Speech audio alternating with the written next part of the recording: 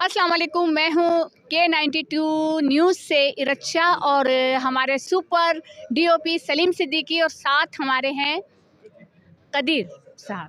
तो आज इस्माइल तारा मरहूम के लिए एक तकरीब कराची आर्ट्स काउंसिल में रखी गई है।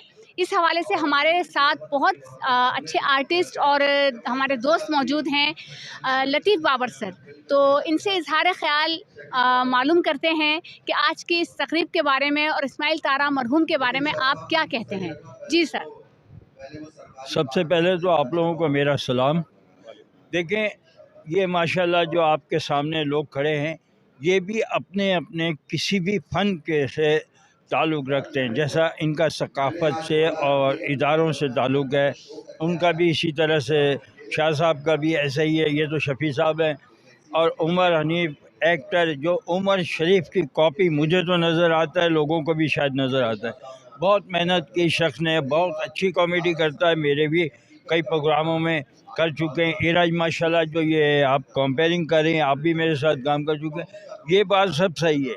और कदीर साहब जो इस वक्त हम जिनके लिए अभी बात कर रहे हैं K92 के लिए, कहने का मतलब यह है कि देखें, खुदा माफ़ करे, ये दौर हर किसी के लिए, और इसी तरह से ताज़ियत में जैसा आज आप लोग आए हैं, मेरा ख़्याल है इसी तरह माशाल्लाह और लोग भी बहुत आए हुए। हमें किसी की ताज़ियत में ज़रूर शरीक होना चाहिए।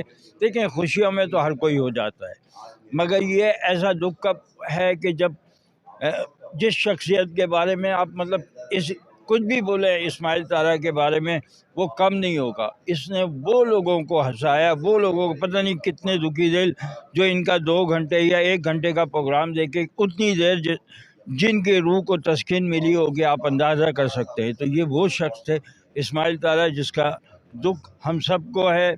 अब हम दुख ही कर सकते हैं, क्योंकि खुदा ताला के मामले में हम कोई और कमेंट नहीं दे सकते और हमारी कोई राय नहीं है। मगर आप सबसे यही है कि इसी तरह से आप लोग, इराज साहबा आप जैसा भी ये रिकॉर्डिंग करवा रही हैं, इसी तरह सही है, आप अच्छे लोगों से ज़रा मालूमात करें।